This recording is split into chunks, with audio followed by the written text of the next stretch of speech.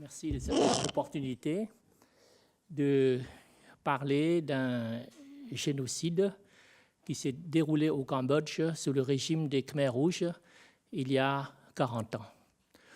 Aujourd'hui, le tribunal mixte, c'est-à-dire un tribunal cambodgien avec le soutien des Nations Unies, a condamné les principaux dirigeants Khmer rouges. Il n'y a pas la peine de mort au Cambodge, mais à de longues peines de prison, de la prison à vie.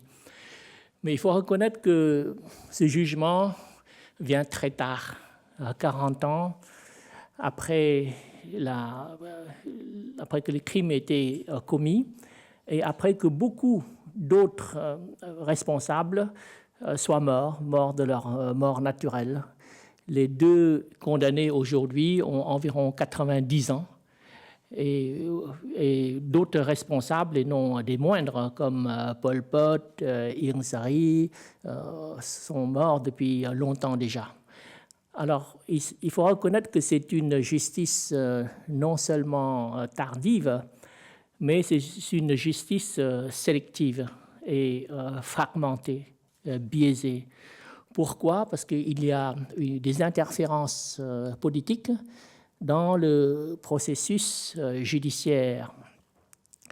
Il y a deux enseignements à tirer. Le premier enseignement, c'est que quand on juge de crimes contre l'humanité, il ne faut pas organiser le tribunal en question sur le territoire où ont eu lieu ces crimes. Parce qu'il y a des pressions terribles sur les témoins, il y a beaucoup de gens qui n'osent pas dire la vérité. Et deuxièmement, quand les participants au génocide, certains responsables sont encore au pouvoir. Vous imaginez organiser un procès de Nuremberg, certes après la mort d'Hitler, mais supposons que d'autres grands dirigeants nazis soient encore au pouvoir. Alors, comment organiser un tel tribunal? Mais ce qui s'est fait quand même, parce que la communauté internationale a absolument voulu, pour ne pas trop tarder, un tel tribunal, mais il fallait composer avec le régime actuel de Phnom Penh, qui est composé et dirigé par d'anciens Khmers rouges. Alors, l'objectif des dirigeants actuels de Phnom Penh est de limiter le champ d'investigation, le champ d'enquête. Il fallait trouver quelques boucs émissaires, Pol Pot, 5 ou 6 complices, importants certes, mais ils n'étaient pas les seuls responsables, parce que Pol Pot et 5 ou 6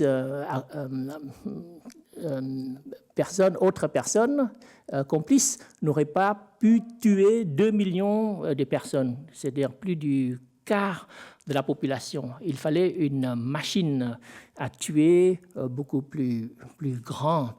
Et cette machine à tuer, elle était décentralisée. C'est-à-dire il y a beaucoup de zèle à plusieurs niveaux et ceux qui doivent partager la responsabilité de ce massacre, c'est des cadres moyens, des chefs de district, des commandants militaires régionaux.